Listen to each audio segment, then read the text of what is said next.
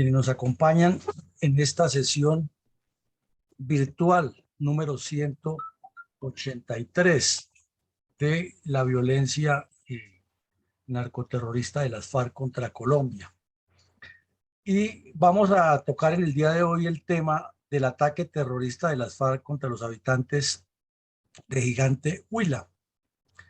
Estos hechos ocurrieron en el mes de diciembre de 1999, cuando ya las conversaciones del gobierno del señor Andrés Pastrana sumaban casi un año y medio con las FARC en la zona desmilitarizada o de distensión, o vista de otra manera, entregada al arbitrio de los terroristas en 5 municipios de los departamentos de Caquetá y Meta, pero que en la práctica se habían convertido en el despeje de casi medio país, porque por la configuración del terreno y por la insuficiente capacidad que tenían las fuerzas militares para darle cobertura a todo el territorio nacional, había quedado era prácticamente medio país al arbitrio de las cuadrillas de las FARC, que habían sido ubicadas de manera sistemática y estratégica a lo largo de 3 décadas en toda la Amazonía, la Orinoquía y el Piedemonte llanero y parte de la cordillera oriental. Este es un episodio bastante dramático, bastante cruel, como fueron todos los asaltos terroristas de las FARC contra los habitantes de los municipios colombianos, pero en especial en esta época en la que parecería ser que no hubo un solo municipio del departamento del Huila, ni del departamento del Caquetá, ni del departamento del Tolima, e inclusive gran parte del Cauca, que no hubieran sido afectados por este tipo de acciones criminales. En otras regiones fue el departamento de Antioquia, Cundinamarca y Santander los más afectados, con las famosas, entre comillas, tomas guerrilleras, que su nombre real es asalto o ataque terrorista contra los pobladores civiles de esos municipios.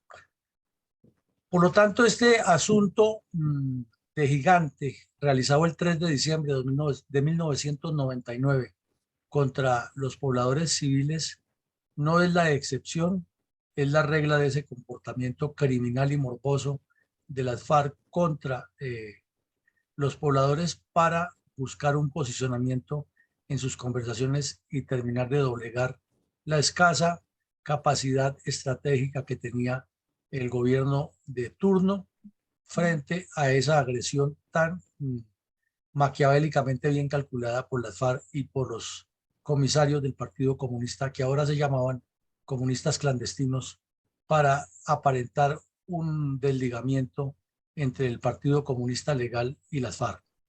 Entonces, entremos en materia, mi coronel, porque el tema es bien candente. Mi coronel, luego del nacimiento y ampliación de radio de acción de las primeras cuadrillas de las FARC, las cordilleras central y oriental de los departamentos del Huila, Tolima, Caquetá, Cauca, Valle, Cundinamarca, se convirtieron en importante puntal geopolítico y geoestratégico para los intereses de los dirigentes nacionales y regionales del Partido Comunista y de los cabecillas de las FARC. En este orden de ideas, ¿cuál es la importancia geoestratégica del municipio de Gigante en el centro del departamento del Huila, en límites con el departamento del Caquetá, para el avesado proyecto narcoterrorista que para finales del siglo XX y comienzos del siglo XXI desarrollaban las cuadrillas de las FARC en la cordillera central? Bueno, coronel, como siempre hacemos el análisis sobre los mapas para mirar qué está ocurriendo estratégicamente, qué ocurría geopolíticamente y cuál era la proyección de estos sucesos sobre la seguridad nacional, sobre la estructura nacional del Estado y sobre la convivencia de los ciudadanos y el desarrollo del país. Vemos que el departamento del Huila está ubicado, como ya lo hemos puntualizado varias veces, en un sector supremamente estratégico para el país, sur-occidente del país, sobre las 2 cordilleras, e inclusive en su parte más meridional, el departamento prácticamente está sobre la trifurcación de la cordillera andina.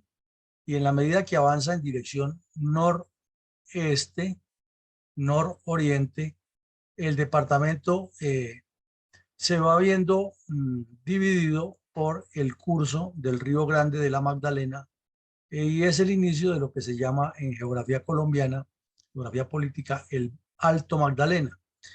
Y así, en la medida que avanza hacia el norte, se va ampliando un valle que cae sobre las cálidas llanuras de Neiva y otros municipios aledaños, y también se va surtiendo de aguas que nacen en las dos cordilleras, en la central y la oriental.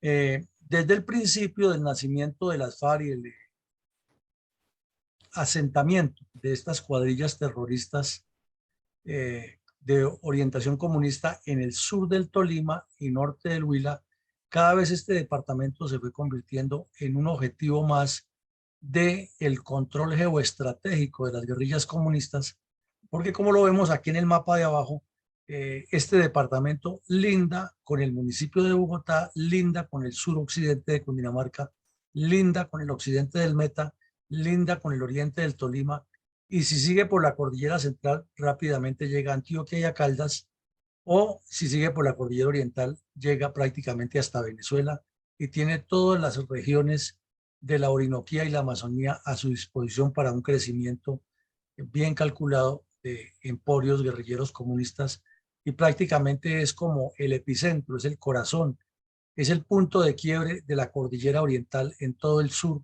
del país, y podría fraccionar toda esa sección también con la ubicación de guerrillas.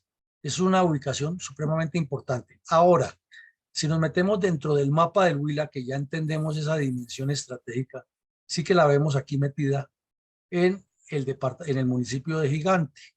El municipio de Gigante está ubicado al centro oriente del departamento y tiene las dos características. Por el oriente llega hasta la cordillera oriental, que es muy alta en esta región, tiene clima muy frío, y sale prácticamente al páramo de Sumapaz y a toda la zona de la altiplanicie que se va formando desde esta región hasta llegar a Bogotá. Y también al occidente no es sino cruzar el río Magdalena, el valle del Magdalena, que no es tan plano en este sector, ya es más quebrado, e inmediatamente está en la cordillera central. Fuera de eso, aquí ya aquí todavía el río Magdalena no es tan ancho como es más al norte, y entonces tiene formas artesanales más prácticas de cruzarlo y facilita el flujo de los guerrilleros. Y si no quieren pasar el río Magdalena, pues se pueden desplazar hacia el sur a llegar al Putumayo, a la Bota Caucana, que es otra zona supremamente estratégica, o al Caquetá, a integrar todo el proceso revolucionario.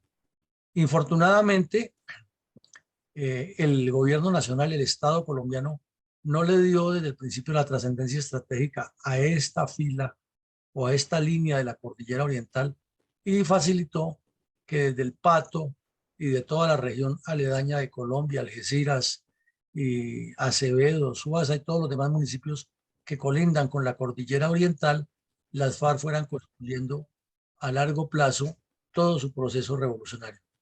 Ese es el punto importante de la ubicación de las FARC en el departamento del Huila, y en este caso la trascendencia específica que tiene en esa construcción revolucionaria el municipio de Gigante, Huila. Este municipio, como lo vemos aquí, está enclavado en la parte occidental de la cordillera oriental. Lo que se ve al fondo es el oriente, quiere decir que el norte en este caso quedaría hacia la izquierda de la foto, el sur quedaría hacia la derecha de la foto, y el occidente pues quedaría en la parte baja de la foto. Nos llama la atención que sigue siendo la misma característica de todos los municipios andinos, construido en la base, en la parte baja de un cerro, y este cerro lo vemos completamente deforestado, afectado por la acción de la mano humana, y con riesgos de deslizamientos, daños para el ecosistema, pero a la vez muy cercano a unas montañas ya más altas, muy corrugadas, llenas de cursos de agua, por los cuales se puede mover cualquier guerrilla y no es fácil localizarla. Y a medida que se avanza hacia el oriente, se va complicando más la visibilidad porque ya se está entrando a la zona de las estribaciones sur del páramo Sumapaz y la salida hacia el Cañón del Duda y la región sur oriental de Colombia. Entonces, por eso es un municipio tan importante. Aquí vemos otras tomas más cercanas al río Magdalena que se ve al fondo. Como decíamos, el municipio gigante llega hasta el Magdalena y en el fondo llega hacia las estribaciones del páramo de Sumapaz del sur. Pero también vemos que es históricamente conocido este municipio por la famosa ceiba que tiene más de 200 años, que es un patrimonio ya histórico de Colombia, del Huila y del municipio, y que afortunadamente sus habitantes, en medio de tantos avatares que han tenido, la han conservado, la han cuidado, y especialistas en el tema siempre le han hecho, o en las últimas décadas le han hecho un mantenimiento de limpieza de plagas, de poda, de conservación, para que este ejemplar que es único en Colombia se conserve y se proteja y ojalá dure cientos de años más como una muestra de el respeto de los colombianos por la ecología y por el ecosistema. Entonces, esa sería como la descripción general de lo que es la importancia geopolítica, geoestratégica, histórica y anecdótica de este municipio, mi coronel. Gracias, mi coronel. ¿Cuáles fueron los antecedentes de este trágico suceso en el hermoso municipio de Gigante Huila? Pues fueron muchos, diríamos que hay antecedentes tácticos, estratégicos y del conjunto de lo que estaba sucediendo. Por esos días, como hemos venido anotando en otros programas de esta misma reconstrucción, fueron varios los municipios atacados por la guerrilla, por los habitantes de esos municipios. Y la zona del Tolima y el Huila, ya lo hemos mencionado, fue prácticamente toda. No hubo municipio que no sufriera alguna acción criminal de estos delincuentes.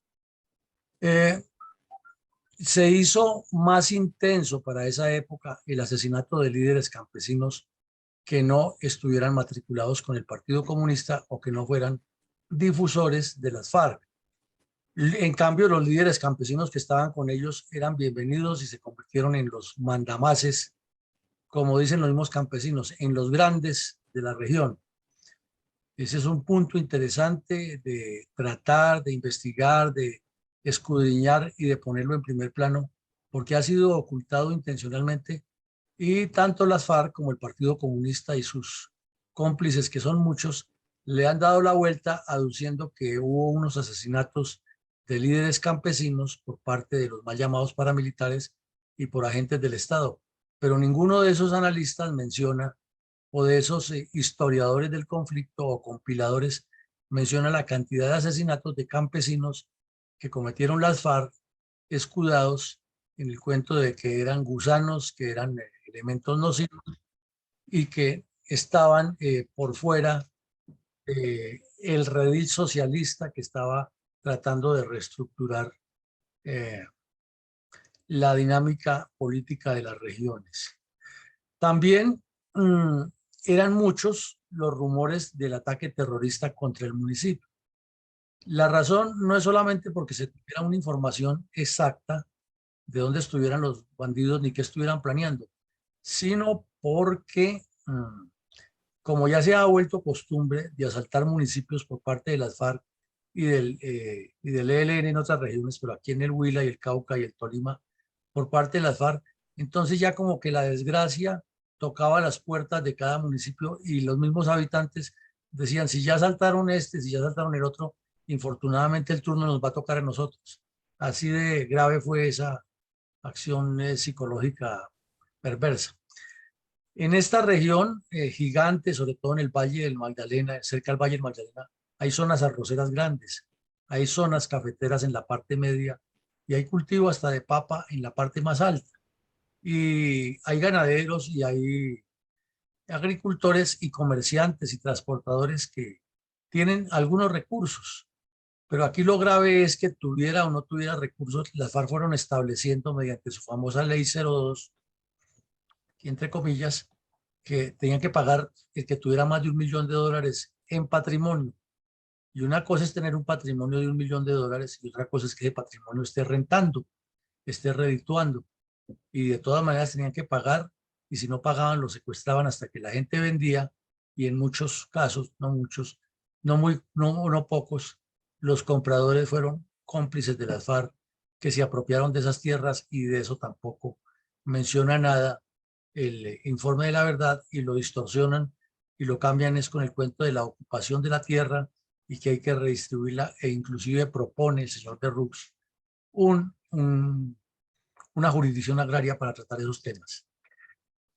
Por naturaleza, por lo que estamos viendo, por la forma como ocurrían, se incrementaron las milicias bolivarianas, el Partido Comunista Clandestino y el Movimiento Bolivariano Clandestino, que además para la época, ya lo hemos mencionado, hicieron el lanzamiento formal del movimiento clandestino bolivariano en el municipio de Gigán, de San Vicente del Caguán, y luego lo extendieron a diferentes partes con personas que les servían de cómplices o de difusores de lo que estaban haciendo. También se volvió común que en la zona del Caguán se hicieran cursos de entrenamiento de terroristas de diversas especialidades como cabecillas de cuadrilla y explosivistas, enfermeros de combate y cursos básicos de recién incorporados, en particular niños. Por eso hubo muchos muertos en la Operación Berlín, que ocurrió más o menos 8 meses después de estos hechos, en la zona de Santander, y muchos de ellos eran huilenses, caqueteños y metenses, o caucanos, también hubo algunos que los han reclutado muy niños y los han entrenado en estos cursos en el Caguán. Era obvio que todo esto tenía un punto central, un foco, un óbice central, que era presionar en la mesa de conversaciones que todo lo que dijeran las FARC se aligerara para ganar ellos el paso hacia lo que llamaron el gobierno de transición y el avance al socialismo del siglo XXI. Pero por otro lado, eran también comunes los enfrentamientos en distintas zonas rurales. Es decir, salía una patrulla a hacer un registro, control de área, y por lo general tenía un combate. No eran combates frontales, pero sí eran combates casi siempre imprevistos, en los cuales había un soldado herido o caía un guerrillero muerto o un guerrillero capturado, pero la situación no avanzaba y sí era de tensión permanente, porque en medio de esos pequeños combates aparecía la sorpresa de que por allá en otro municipio 200, 300 bandidos se han tomado el casco urbano, habían destruido, habían asesinado, habían secuestrado y habían robado. Entonces era una situación muy, muy tensa y difícil de manejar, con insuficiencia de las tropas para cubrir todo el territorio y con medios para moverse más rápido, sobre todo en medios helicoportados. Y la actitud del gobierno nacional de turno era vacilante, era torpe, era insuficiente, no atinaba a dar una solución, y las FARC por ende llevaban la ventaja estratégica, táctica y política. Eso a grandes rasgos, algunos de los antecedentes, porque obvio en el sitio y en la región había otros más específicos. Coronel González. Coronel, ¿cuál fue el impactante relato del periódico El Tiempo acerca de esta cruenta incursión terrorista de las FARC contra los habitantes del progresista municipio de Gigante? Pues, mi coronel, creo que para no hacer una reconstrucción tan extensa, bastaría leer y mirar esto que escribió una periodista del periódico El Tiempo, que relata exactamente lo que ocurrió, y esto lo publicó ella el 5 de diciembre, o sea, 2 días antes, después de que ocurrió el asalto terrorista contra los pobladores civiles. Y dice que hubo explosiones en el templo, o sea, en la capilla principal, que los niños, los hombres y las mujeres corrían desesperados buscando dónde guarnecerse de semejante oleada de terror con cilindros, y en medio de todo ese drama, pues la gente llorando, rezando, pidiéndole a Dios que pasara rápido eso y que no les fuera a acabar con todo lo que tenían. Pero en contraste, desde el otro lado, las FARC empecinadas lanzando cilindros explosivos y disparando ráfagas contra todo lo que se moviera en el área urbana frente a la plaza principal donde estaba el cuartel de policía, la alcaldía, algunas viviendas y todas las entidades públicas, financieras eh, y privadas, así como algunas oficinas de despacho municipal.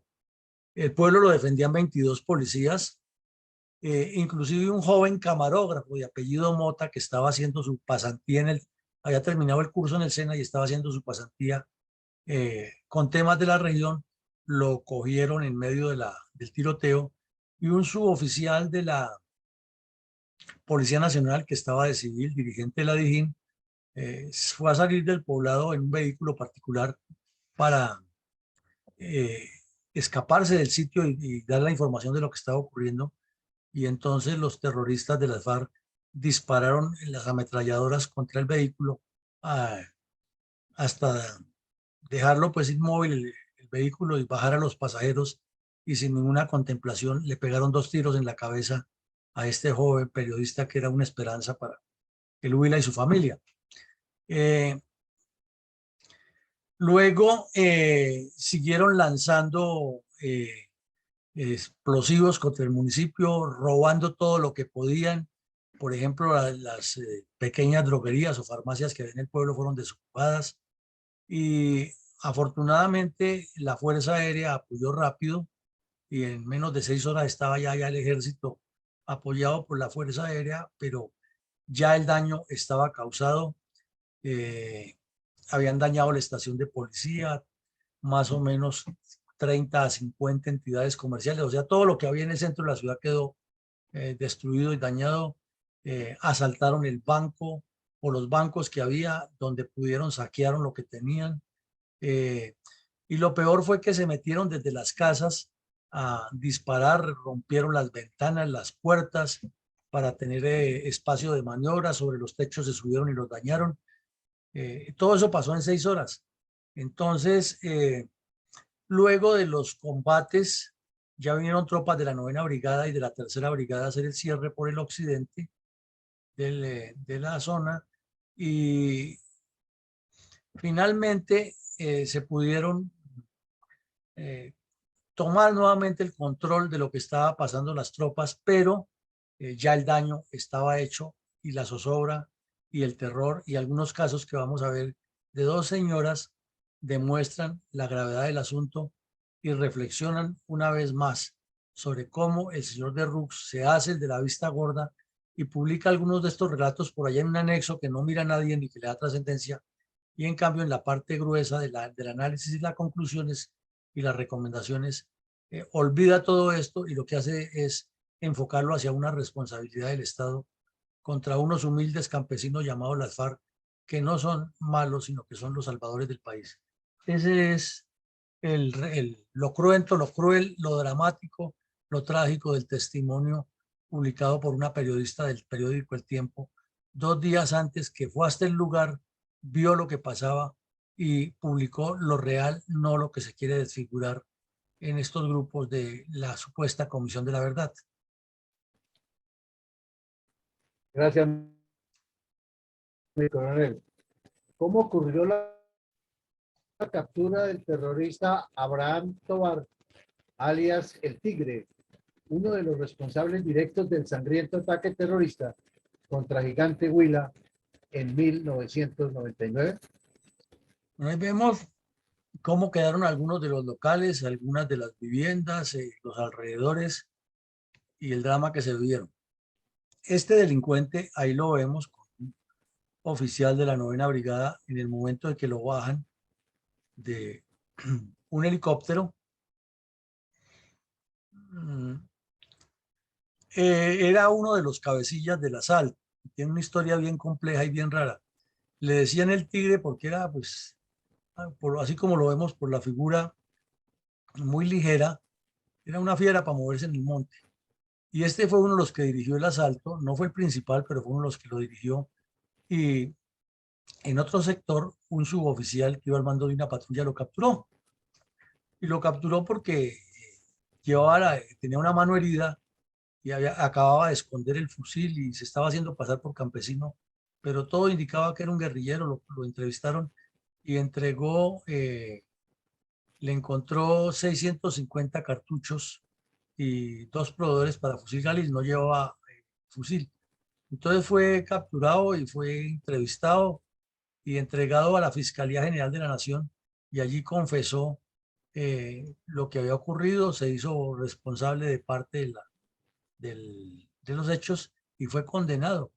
Fue condenado a una pena muy larga, y más adelante vemos lo que pasaría con este delincuente. Fue un duro golpe para las FARC, pero de manera increíble, con el paso del tiempo, las mismas FARC le voltearon la espalda y lo dejaron solo. Pero eso no quita que el bandido haya sido uno de los peores criminales que tuvo la FARC en su momento.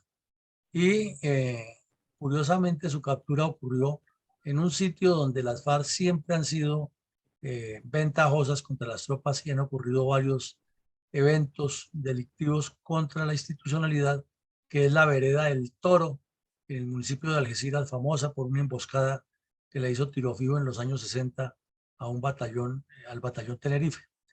Entonces, ese es el personaje, fue uno de los que participó allí, pero no exactamente el cabecilla principal, y sin embargo fue el que sufrió la sanción más fuerte de todos esos criminales, que se la merecía, pero también la merecían los otros.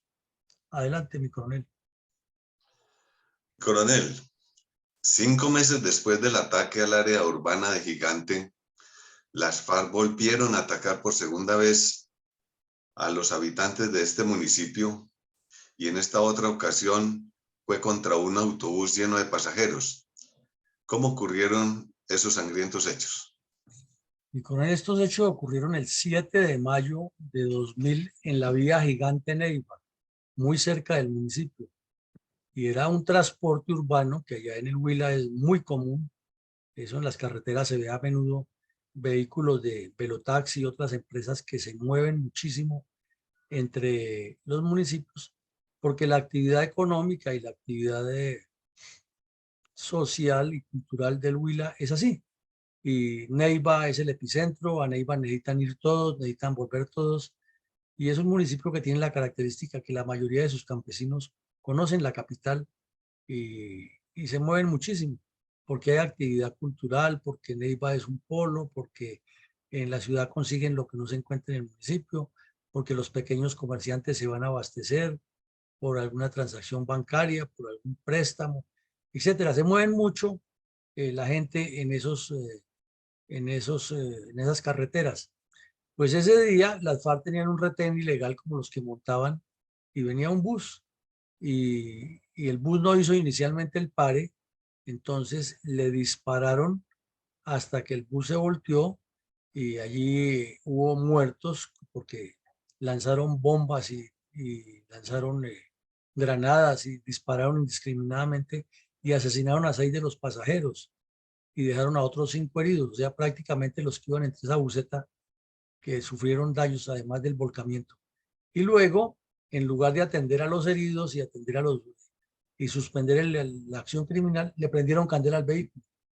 Esas son las acciones de las FARC que, como dice aquí el título, son imposibles de olvidar, y que son actos de terror que para nada, pero ni por imaginación, las menciona el señor de Rux en su informe, sino que por ahí la relata en un anexo que no lee nadie, repetimos, porque además no le dan la trascendencia, y tampoco la relata con todo el terror, sino simplemente dice: en una acción de las FARC murieron 5 personas o 6 personas en tal parte y tantos quedaron heridos, pero no explica lo dantesco ni la morbosa criminalidad.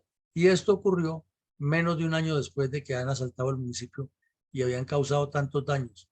Entonces el nivel de zozobra era terrible, el desconcierto de los habitantes de la región, pues más grande todavía, el temor a volver a moverse por una carretera ante esos eventos, y esa costumbre que tenían, porque es que no es la única vez, era costumbre de las FARC que un vehículo que no parara, inmediatamente ellos hacían la seña, sin compasión activaban explosivos que tenían enterrados en la carretera, disparaban ráfagas e incendiaban, secuestraban, mataban, y no pasaba nada porque eran las FARC. Y ahora pasa menos porque van a la JEP y dicen, sí, nuestra gente cometió estos errores, pero les contamos que el que lo hizo ya murió en un combate defendiendo la justa causa revolucionaria y nosotros como jefes reconocemos que sí, que pasó, pero que es culpa del Estado por no haber negociado. Si el Estado hubiera negociado no hubiera pasado esto y con eso le dan la vuelta. Entonces, ese es lo que es imposible de olvidar de ese acto criminal, mi coronel.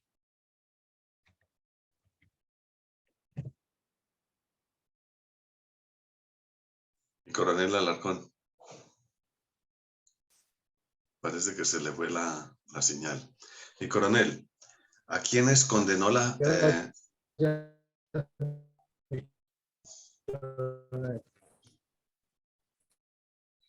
No, parece que está distorsionada totalmente la señal. Bueno, está distorsionada la imagen de mi coronel Alarcón, entonces hagamos lo siguiente. Gracias, mi coronel. Entonces, mire, aquí tenemos el caso de la señora Sandra Vega, que es una de las personas que sufrió esa violencia. La señora Sandra Vega, que tampoco la menciona para nada el señor de Rux, y es aterrador. Esta señora vive hoy en día en Campo Alegre, que es un municipio muy cercano a Gigante, quedan sobre la misma vía. Cuando uno sale de Neiva y va hacia el sur, pues pasa por Campo Alegre y luego pasa por Gigante. Inclusive hay una canción muy famosa que se ve Campo Alegre a lo lejos con sus casas blancas y su cantar, y es una canción muy famosa, folclórica de la región. Pues esta señora estaba ese día en Gigante cuando las FARC atacaron y fue una de las que tocó esconderse debajo de una cama, de una mesa donde pudo, y su cuerpo quedó lleno de esquirlas. No se las pudieron extraer y es una víctima de la guerra. Y ella todo el tiempo ha estado pues haciendo visible eso, pero a nadie le importa. Además, como quedó viva, pues sí, ya, no pasa nada. En cambio, si un bandido de las FARC no aparece, dicen que van a demandar al Estado por asesinato y desaparición y no sé qué más cosas. Pero esta señora ha encabezado muchísimas marchas y lo aterrador es que escuchemos bien estas cifras. Para el año 2018, más o menos, que se publique este análisis, ya había identificadas plenamente compilada la información de 189.309 víctimas en el departamento del Huila por efectos de la acción terrorista de las FARC. Entonces uno se pregunta, pero por Dios, ¿y en qué mundo vive el señor de Rux que no, si no quiere darle tanta trascendencia a eso, por lo menos en el informe general no dice, el solo departamento del Huila tuvo entre tal fecha y tal fecha 190.000 víctimas causadas por las FARC. Imagínense ustedes esa cifra tan aterradora, pero no lo menciona. Y si no es porque lo encontramos aquí rebrujando archivos del periódico El Tiempo y de lo que se ha publicado en los medios, esa cifra queda en el olvido. Pues hoy queremos resaltarla porque eso es increíble que, por ejemplo, una entidad del Estado que se llama la Unidad para la Atención y Reparación Integral de las Víctimas no ponga el grito en el cielo y le diga al señor de Rux, oiga, usted no está diciendo la verdad ahí. Los datos que nosotros le pasamos y a los que accedieron sus comisionados no aparecen en el informe. Y por ejemplo, este caso del Huila que le sustanciamos o que tenemos sustanciados 189.000 expedientes, ustedes por qué no lo mencionan, pero tampoco ese silencio cómplice ayuda a que las FARC salgan indemnes. Y dice ahí, por ejemplo, que de todas esas cifras, 22.153 fueron homicidios. Analicen ustedes, es que es una cifra aterradora. 22.153 personas asesinadas por las FARC en el solo departamento del Huila, y eso no causa ningún efecto en un informe de la verdad. Entonces, ¿cuántas tenían que ser? ¿22 millones para que causaran algún efecto? Eso no tiene presentación ni explicación. Y 2.683 desapariciones forzadas causadas por las FARC. O sea que esto nos indica que este departamento ha estado y está en la mira y sufrió una acción violenta aterradora, pero que para el informe de la Comisión de la Verdad no es importante. Entonces, eso es de pensarlo, de analizarlo, y de contar cómo los efectos de esa sola toma se reflejan en esas cifras, y el caso de esta señora, que era una niña en ese momento, tenía 14 años según dice ahí, fue afectada y sufrió estos daños tan terribles. Sigamos. Mi coronel, ¿a quiénes condenó la Fiscalía General de la Nación por el ataque terrorista de las FARC contra el municipio de Gigante en diciembre del 99? Bueno, 13 años después, en febrero del 2012, la Fiscalía General de la Nación y un juzgado, lógico, condenaron o sea, la Fiscalía sustanció la denuncia y la demanda y la cosa, y el juzgado los condenó y sentenció a Timochenko, a Iván Márquez, a Catatumbo, a Adán Izquierdo, al negro Joaquín Gómez, a Fabián Ramírez, les atribuyó varios delitos: homicidio agravado, tentativa de homicidio agravado, terrorismo, secuestro agravado, hurto calificado agravado y rebelión. Y también condenó a otros, entre ellos el tal Tobar, que ya estaba prácticamente condenado. El punto es que se enfocaron de manera extraña, o de manera extraña no, se enfocó la fiscalía y se enfocó el juzgado sobre el tema de que el muchacho, el periodista, fue bajado del vehículo y asesinado a sangre fría con 2 tiros en la cabeza, además de los otros daños, pero ese sobre todo se constituyó en un referente para esa condena. Entonces quiere decir que cuando estaban en Cuba hablando allá todos estos bandidos que hemos mencionado y que se dieron publicidad y salían muy sonrientes y se daban ínfulas, paralelamente un juzgado de Colombia los estaba condenando por ese solo hecho. O sea que por ese solo hecho, sin contar los demás, estos criminales no podrían estar en el Congreso. Pero ahí los vemos que dan la vuelta, y hoy sale, o ayer salió, el señor canciller diciendo prácticamente que Iván Márquez y Santrich habían sido engañados y llevados a un entrampamiento, así dijo. Cuando aquí vemos que el señor Iván Márquez estaba ya condenado, en este caso nomás, porque fueron cientos de casos en los que se condenó. Entonces, ocurrió que fueron condenados todos, inclusive el que ya estaba, el tal Tigre, que más adelante vemos qué pasó con él.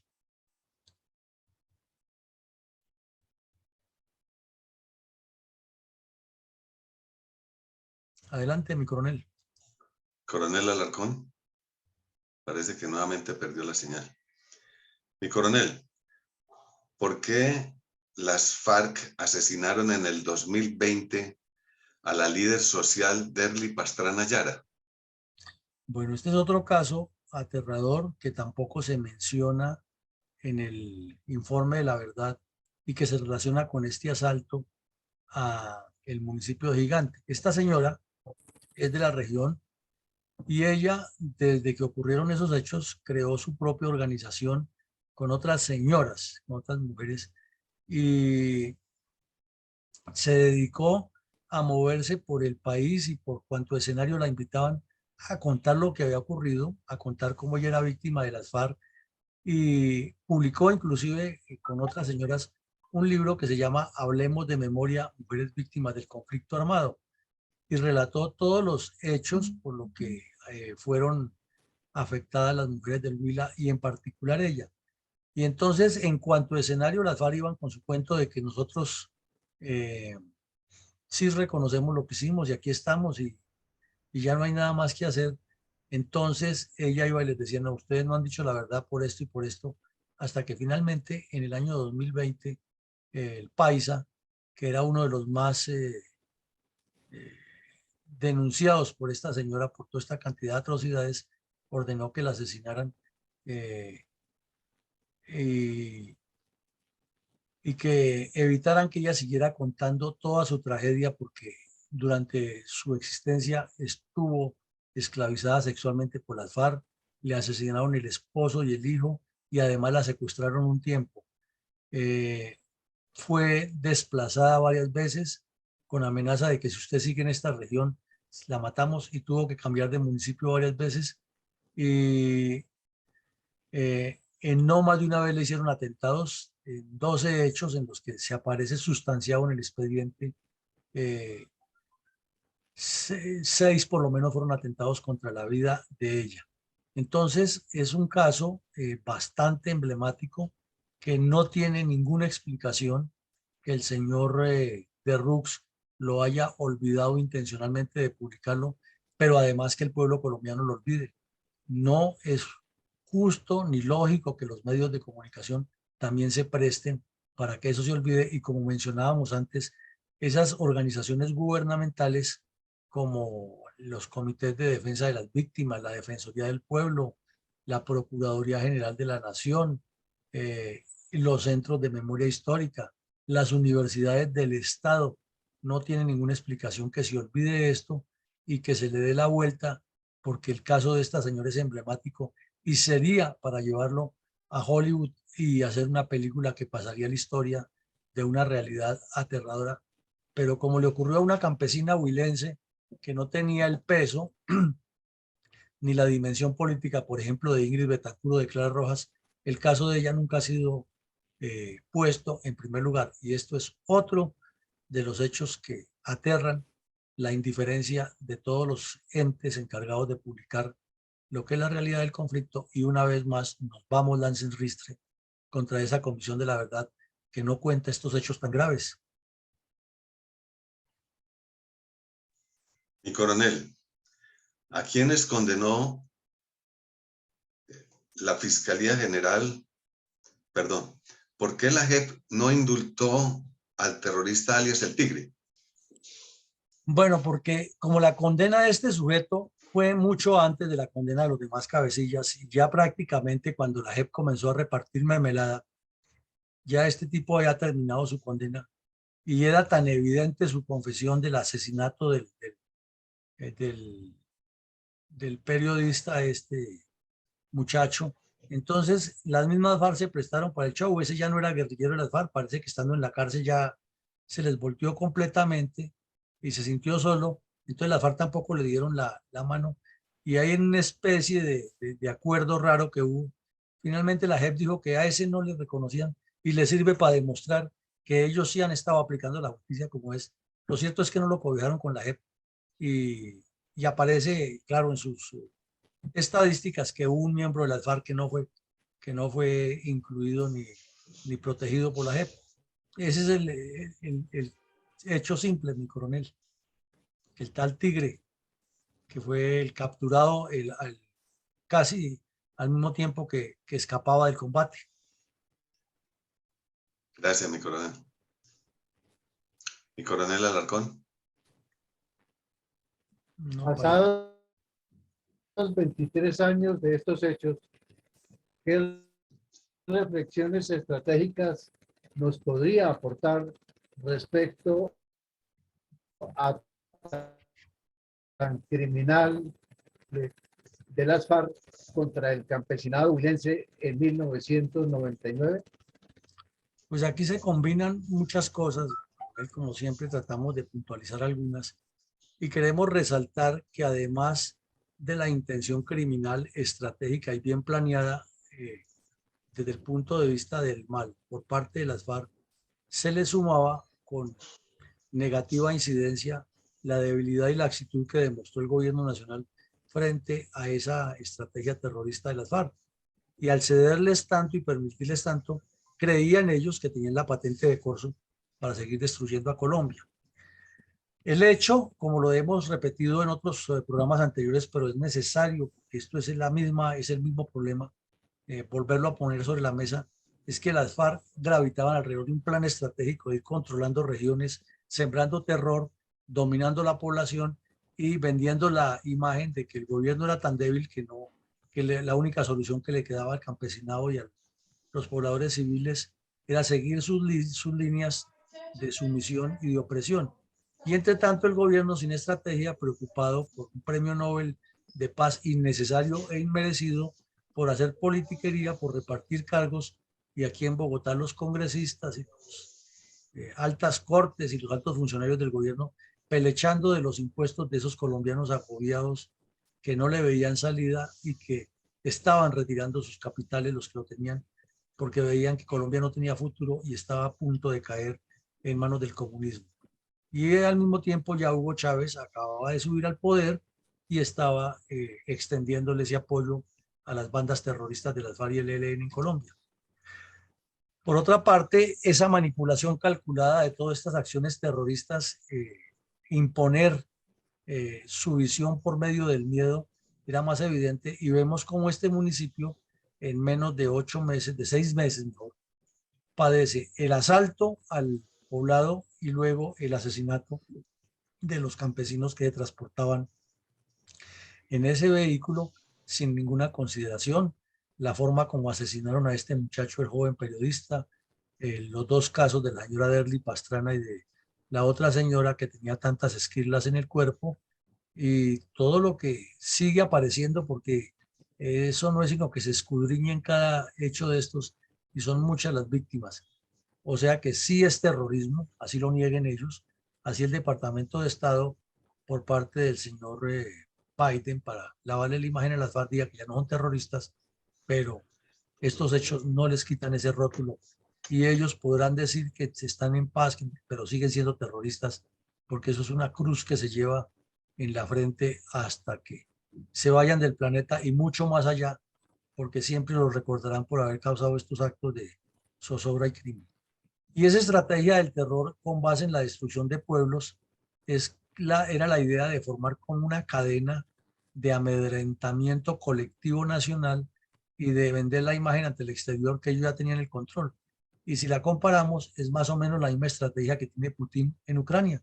Destruye y destruye poblados y afecte sin importar los desplazamientos, el drama humanitario, sino es aquí estamos nosotros con nuestra fuerza, demostrando que si no nos ceden, seguimos atacando. Lo mejor es que se rindan y trabajen con nosotros y así no los atacamos. Es más o menos el mensaje.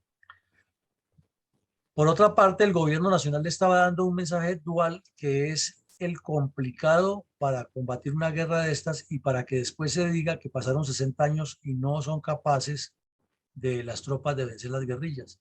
Es que una tropa, a las tropas, a las fuerzas militares y de policía, se les dan órdenes claras, precisas, concisas, lógicas y oportunas. Y eso lo aprende el soldado, lo aprende el policía desde el primer día que entran a un cuartel.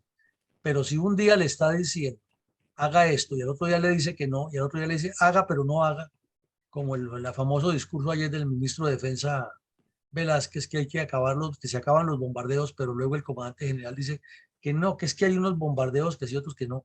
Primero, pues el ministro no es comandante de tropas y no tiene por qué hablar de eso. Y segundo, el comandante general tiene que ser más claro. Las tropas siguen actuando porque esa es su función constitucional, pero eso de que sí, pero no, eso genera mucha incertidumbre y órdenes y contraórdenes son señal de desorden. Entonces, el señor Pastrana y el mando militar de la época dieron ese tipo de órdenes iguales. Entonces, sí es que Tiro Fijo está destruyendo el país, pero no lo ataque de aquí para allá.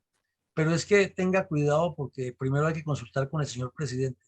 Entonces, ¿qué hace un comandante? Le asaltan un pueblo, actúa, no actúa, espera que Pastrana dé la orden, a que no la dé, a que la apruebe.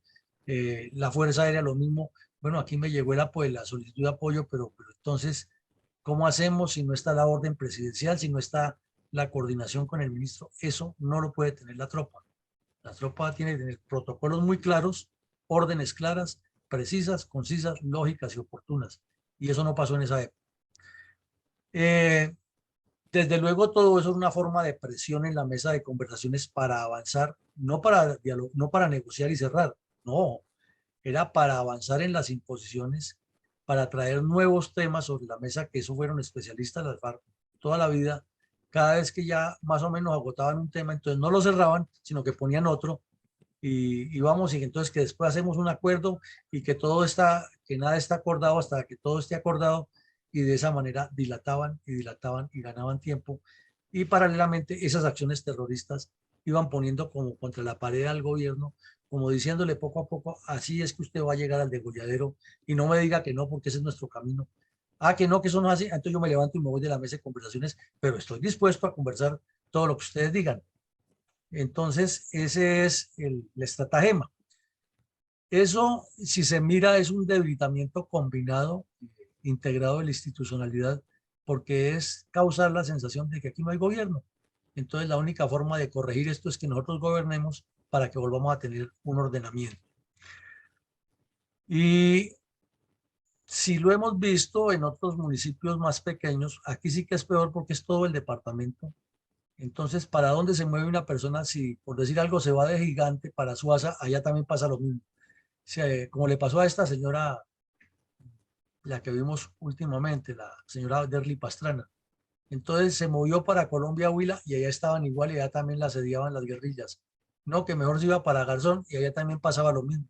No, que mejor se iba a vivir a Neiva y aparecían colocando bombas y secuestrando en Neiva. Entonces es una zozobra permanente y eso causa un síndrome colectivo inolvidable. Si todavía las personas que viven en Colombia, que ya están muy mayores, que vivieron cuando niños o cuando jóvenes, la famosa violencia tripartidista de los años 50 y 60, la recuerdan y la rezan casi como que de memoria, que lo que hacía Tiro Fijo, lo que hacía Chispas, que desquite, que el corte de franela, que el degollamiento. No pasó eso y eso ha quedado en el ADN y en la memoria colectiva de las familias. ¿Cómo será esto de unas personas que fueron 3 y 4 generaciones viviendo todas al tiempo el mismo drama y que todavía de esas 4 generaciones por lo menos hay 3 vivas? Eso es un síndrome que no se olvida. Decir que fue que el gobierno les dio el espacio para que se arrepientan, eso no va a ocurrir. Entonces, esa desazón huilense es colectiva, es múltiple, y hasta aquí llegamos, mi coronel González. Queremos escuchar sus reflexiones que, como siempre, tienen que apuntar a asuntos muy gruesos y serios de esta temática. Gracias, mi coronel. Me hace sonrojar. Es muy doloroso que un supuesto prelado del cielo haya esquivado la verdad escudándose en la sotana de la Santa Iglesia, que tanto reconocimiento tiene por el pueblo religioso colombiano. Todos esperábamos que las víctimas recibieran como mínimo una declaración creíble, sincera, precisa y abierta por parte de tan aterradores criminales, supuestamente para merecer un perdón social de toda la nación y mucho menos exigir impunidad y distinciones políticas, que sin embargo el pueblo tan generosamente y tan dignamente sí les ha otorgado. El cinismo tanto del señor de Rux como de los sanguinarios monstruos de las apocalípticas huestes depredadoras de las FARC es inmenso. No se puede ni siquiera imaginar hasta dónde llega. Por esos criminales es que estamos obligados a dejar testimonio sin omisiones precalculadas, como las que evidenció de Rux por sus simpatías para exaltar el terrorismo de los grupos criminales. Actitud, paradójicamente, que es todo lo contrario del espíritu de la Santa Iglesia Católica, que hace 2000 años está predicando la convivencia humana. Con estos testimonios se hace honor y merecido reconocimiento a personas tan valerosas y heroicas como las dos señoras, que se dedicaron a dejar testimonio personal de la verdad. También del joven periodista, que fue sacrificado por cumplir su deber de dejar registro histórico de los hechos. Y por supuesto, de los valientes policías y soldados que con entrega sublime dieron su vida por cumplir el juramento antes que ser desleales a su patria. Muchas gracias, mi coronel.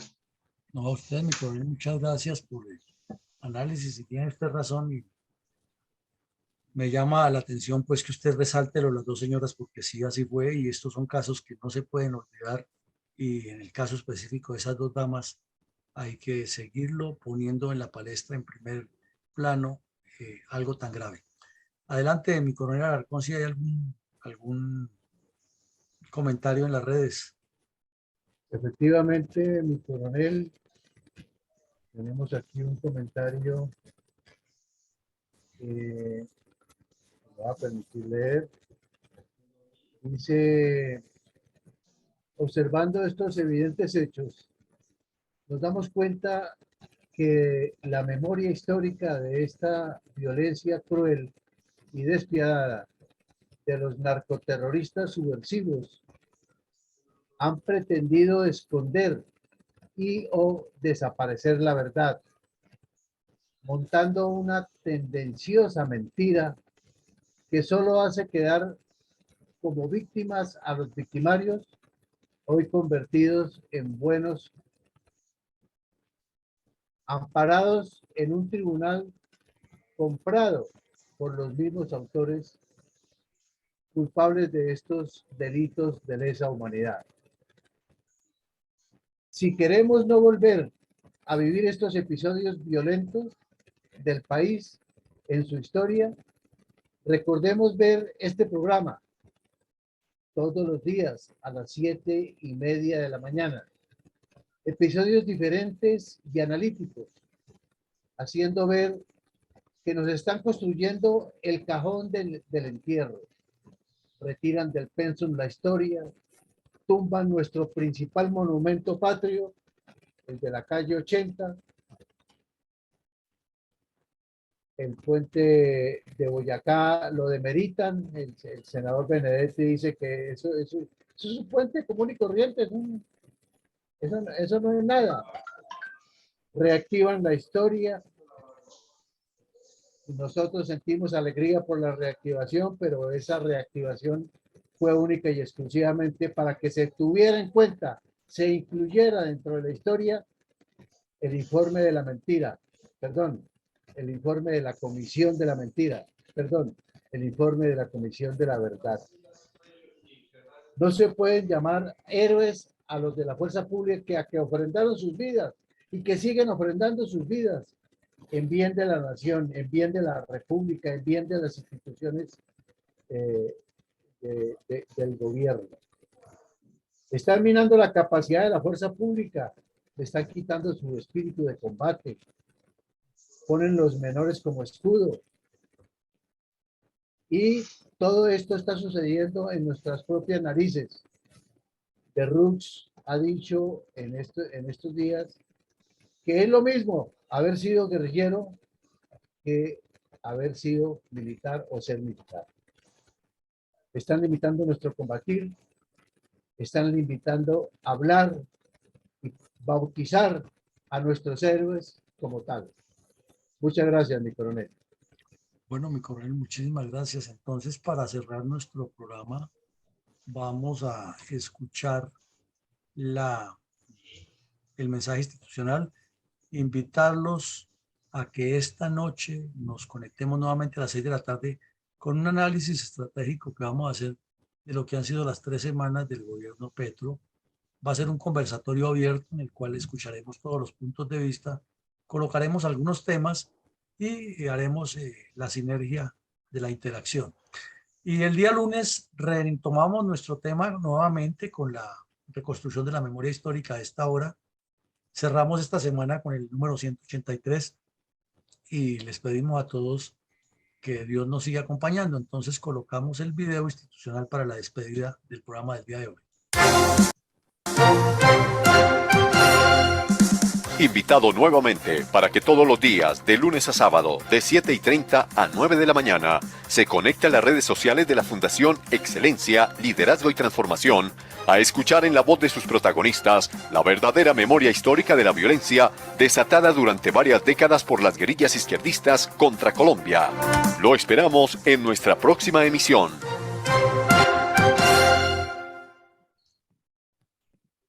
Bueno, entonces vamos aquí a cerrar ya.